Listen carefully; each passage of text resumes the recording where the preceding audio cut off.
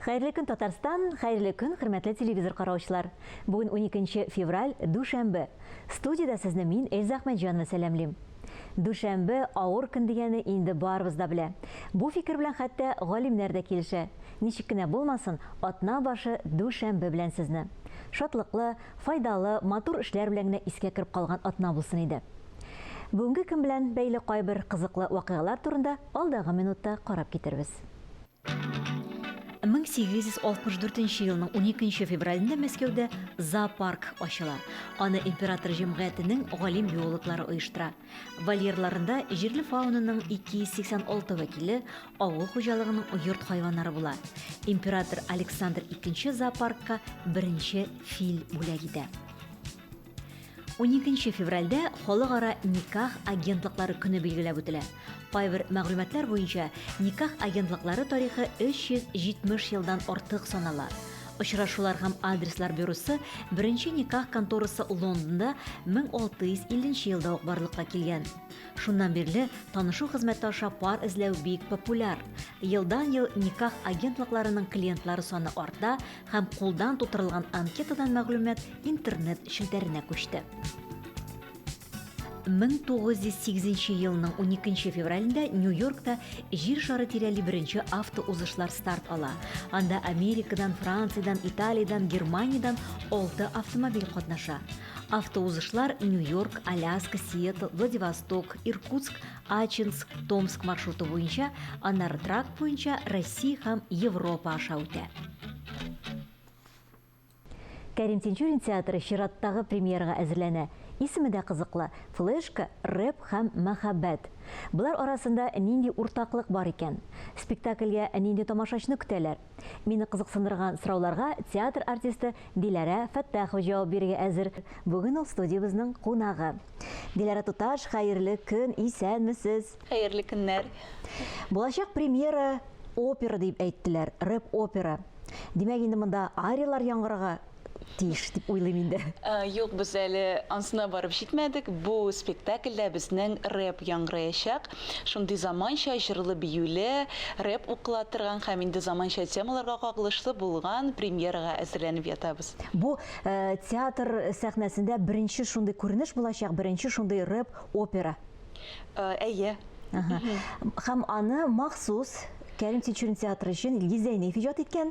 Әйе, бу әлеге әсәр Илгиз Зәйнәев әсәре буенча Туфан Имаметдинов куелышында һәм иттифак җырлары астында яңгыраячак. Иттифак инде ул безнең 2005 елларда формалашкан шундый музыкаль төркем, аны яшь буын хәтерли дип уйлыйбыз. Менә аларның җырларын әлеге спектакльдә ишетергә булачак. Шулай дип тә әйтәләр, инде бу иттифак төркеме иҗатында 2 буын вәкилләре үсеп килгән дип әйтәләр. Үзегез менә таныш идегезме әлегә кадәр спектакльгә әзерлекләр алып барганчыга кадәр? Әйе, таныш дип әйтә алам. Хәтта менә спектакльгә әзерлек вакытында аның җырларын куялар, шундый искә төшә, ностальгия дип әйтәбез бит инде. Яшүсмер чакта тыңлаган көйләр әлбәттә безгә барыбызга да таныш. Спектакльдәге иҗат төркеме күбесе әлеге җырлар белән, әлеге рэплар белән таныш булып чыкты. Операда социаль челтәрләрдә күрсәтелгән менә бу купшылыкны көлү бара дип әйтсәк тә була инде. Сезнең мөнәсәбәтегез моңа ничек? Чынында безнең социаль челтәрләрдән ниндидер трендлар артыннан куып, без инде аны кулланучылар үзебезнең чын йөзебезне бәлки күпмедер дәрәҗәдә яшерәбездер дә. Менә бу спектакль аша без үзебезне читтән карап, кырыйдан карап, башка күзлектән ачачакбыз дигән үмиттә калабыз. Үзегезнең героинягыз турында да беренче сүз әйтеп китсәгез, әле бәлки рэп та укып китерсез. Минем әлеге спектакльдә мин Җилбәзәкова образын башкарам. Монда инде исеменнән күренеп торганча шундый үзенчәлекле образ. Мен әлеге спектакльдә барлык персонажлар шундый үзенчәлекле характерга ия дип әйтик, бик кызыклы, шундый комик образлар бик күп. Менә автор куйган флешка, рэп һәм мәхәббәтнең кайсы мөһимрәк дигән сорауга үзегез ничек җавап бирер идегез? Тамашачы әлбәттә бусын һәрберсе үзе хәл итер, кайсына якынрак, ләкин бүгенге заманның проблемалары бигрәк тә яшьләр өчен мөһим булган мизгелләр ачыла һәм кайсыдыр урында мәхәббәт мөһимрәктер, кайсыдыр урында рэп мөһимрәктер һәм инде кайсыдыр урында бәлки флешкадыр. Аны тамашачы үзе хәл Үзе итер. сайлап ала, әйе.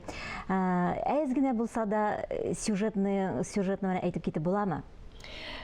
Минемчә юк, чөнки барлык серләрне ачып бетерәсе килмәй. Шуңа күрә бу әлегә сер булып калсын. Менә бүген көндә репетициялар бара. 19-20 март көннәрендә ала бирсә премьерага көтеп калабыз.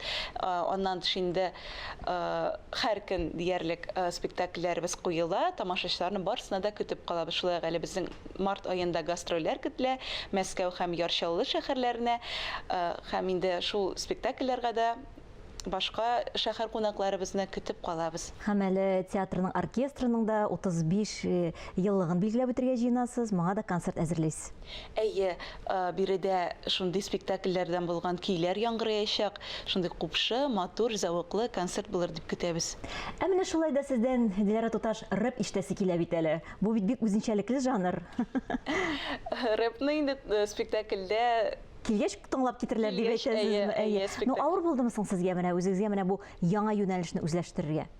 Авыр дип әйтмәс идем, ник дигәндә ул безнең өчен яшь буын өчен үзебезне яшьләргә кертәм. Әлегә ят түгел, шуңа күрә кызыклы, шундый кызыксыну белән җиңел үзләштердек дип әйтә аларым. Җиңел генә. Әйе. Ярый, алай булгач премьерага килеп тыңлап китербез инде үзегезне. Алла бирсә рәхмәт. Әйе, килеп көнегезне безнең белән башлаганыгыз өчен бик зур рәхмәт сезгә. Уңышлар һәм инде премьерны көтәбез. Бик зур рәхмәт сезгә дә уңышлар телибез. Рәхмәт. Әйе, яшьләр гаҗәпләндерә белә. Моңа без сәяхәт дип исемләнгән күргәзмә ачылышында булып кайткач, тагы бер кат инандык. Тамырларыбызны үткән һәм киләчәк белән бәйләү үзе бер мавыктыргыч сәяхәт.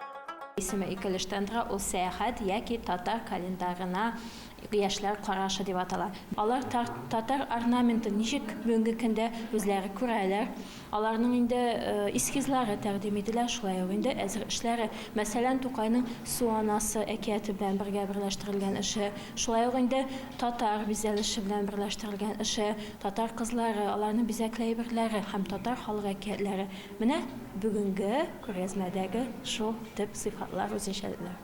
Декорирование, у нее есть свое необычное. Вакыт мизгел, ләкин шул мизгелләрне тотып калып, аларны тәэсирләргә төрергә тырышкан 3 яшь иҗатчы Венера Гафурова, Алия Гайнуллина, Антон Корольков. Алар беседка иҗады оешма әгъзалары. Узып баручы елның иң матур хатирәләрен барлар өчен 3 төрле календарь иҗат иткән авторлар. Я вырос на русских сказках, на Колобке, на Нюрочке-Девтюрочке, а здесь Шура. Зур ачыш булды. Аларның матурлыгы, тирәнлеге гаҗәпләндерде. Фоторәсемнәр белән кызыксынгач, төшерү барышы аеруча мавыктыргыч. Календарьларны әзерләгәндә Татарстан буйлап күп сәяхәт итәргә туры килде. Республикабызның яңа урыннарын ачу кызыклы булды.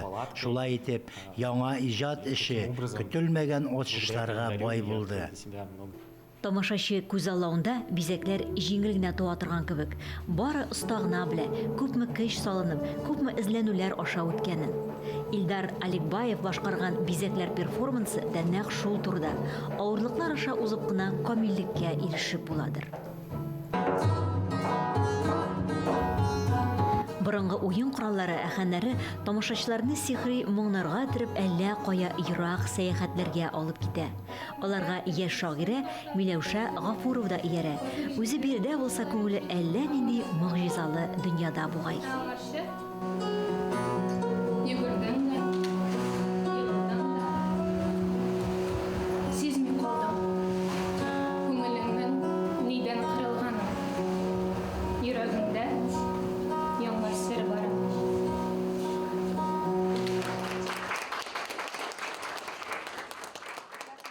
Күргәзмәгә Тукай музее хезмәткәрләре дә үз өлешләрен кертми калмаган.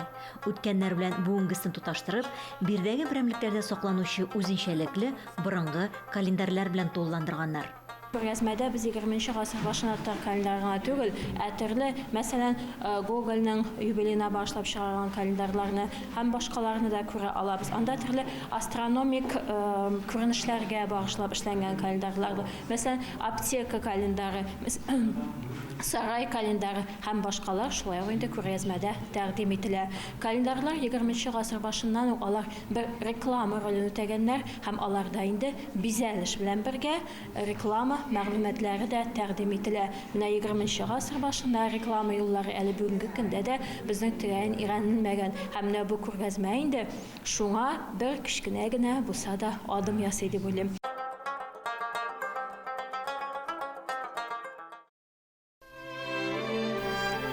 Жир йоклый тыныч, күреп тәмле төш. Уяныр әле, тукта, үтсен кыш. Габдулла Тукай. Сез хәерле көн Татарстан тапшыруын карыйсыз. Без дәвам итәбез. Календарьда февральнең 15-е герой шагыйрь Муса Җәлилнең туган көне дип билгеләнгән. Бу көнне батырның һәйкәленә чәчәк бәйләмнәре салына. Республикабызның Милли музеенда төп нөсхә көне узачак. Тулырак бу турыда безгә Татарстан Республикасы Милли музееның белем бирү бүлегенең фәнни хезмәткәре Данис Хисматуллин сөйләп китер. Данис, хәерле көн, исәнмесез? Хәерле көн, исәнмесез? 15 февраль Муса Җәлилнең тууына 118 яшь тула. Бу көнне инде Казанда гына түгел, Россия буйлап та төрле чаралар үткәреләчәк. Һәм инде Милли музейда бу көнне Моаби дәфтәрләрен чыгару тантанасы була. Шыннан да 15 февраль Муса Җәлилнең туган көнендә төп нөсхә көне билгеләнеп үтелә безнең Милли музейда. Һәм инде Моаби дәфтәрләрен киң даирәгә чыгару булачак. Ул да булса бер көн дәвамында һәрбер килгән кунак ул Моаби дәфтәрләрен күрә алачак. Моаби дәфтәрләре дип әйтәбез, бит чынлыкта ул кичкенә генә кәгазь кисәкләре, бала кулы хәтлек кенә дип әйтәләр. Менә сезнең Милли музей хезмәткәре буларак үзегез күргән, танышкан булдымы? Әлбәттә булды. Беренче тапкыр мин ул Моаби дәфтәрләре белән әле театр училищесында укыганда танышкан идем. Моаби дәфтәрләрен чыгару көндә, төп нөсхә көндә чыгыш ясарга мөмкинлек туды. Һәм инде шул вакытта төп нөсхәне күргәнем дә булды. Инде безнең экспозициядә аның күчерелмәләре дә бар. 2 Моаби дәфтәре. Чараларга чакырылу кунакларда көтәсез, быел кемнәр булачак? Шуннан да кунаклары бар, ул да булса безнең шундый традиция, гореф-гадәткә кереп бара. Төп нөсхәне ел саен берәр шундый шәхес чыгара. Быел ул да булса Россия каһарманы герое Баксиков Расим Рәшит улы булачак. Муса Җәлилнең музей фатиры да эшләп килә. Анда да инде чаралар үтә торгандыр. Анда да чаралар үтәчәк. Анда Муса Җәлил премиясын алган лауреатлар катнашачак. Чыгыш ясыйлар. Чыгыш ясыйлар. Күбесенчә менә тамашачы тарафыннан менә кемдә күбрәк кызыксыну уята, кемнәрне көтәсез? Быел без көтәбез әлбәттә укучыларны, мәктәп укучылары, һәм инде килгән барлык кунакларны да көтеп калабыз. Шулай ук музыкаль һәм әдәби бизәлешкә килгәндә дә безнең кичә төп нөсхәне чыгару тантанасы үтәчәк. Илүсә Хуҗинның Муса Моабит дигән спектакльдән җыр белән Миләүшә Хәйруллина үзе рояльдә уйнаячак, үзе композитор. Һәм инде Резда Саляхова Муса Җәлилнең шигырьләрен укып китәчәк. Чара ничәдә башлана? Чара сәгать 12-дә башлана. Тамашачыларны, кунакларын көтеп калабыз. Көн дәвамында инде Муса Җәлилнең Моаби дәфтәрләрен, төп нөсхәләрен күрә алачаксыз. Менә инде әңгәмәбезне төгәлләп, миңа калса Муса Җәлилнең шигъри юлларында әзгенә булса да яңгыратып китсәк, урынлы булыр иде кебек. Әлбәттә, урынлы булачак. Ул да булса җырларым шигыреннән бер-ике строфаны укып китәсем килә. Рәхмәт итегез. Җырларым, сез шытып йөрәгемдә, ил кырында чәчәк атыгыз. Күпме булса сездә көч һәм ялкын, шул кадәрле җирдә хаккыгыз. Бик зур рәхмәт сезгә. Музей тулып торсын. Муса Җәлил инде безнең татар халкын үзенең батырлыгы белән яңа үрләргә, яңа биекләргә күтәргән, безнең милләтебезне таныткан шәхес. Шуңа да ул мәңгегә безнең күңелләребездә һәм мәңгегә безнең тарихта. Рәхмәт сезгә, аның исемен, аның иҗатын саклаганыгыз өчен. Сезгә рәхмәт. Уңышлы матур көннәр сезгә. Үткәннәрне үзгәртеп булмаган кебек, вакыт агымын да туктатып булмый. Менә тормышыбызны матур эшләр, мәгънәле вакыйгалар белән тулыландырып яшәү үзебезнең кулларда.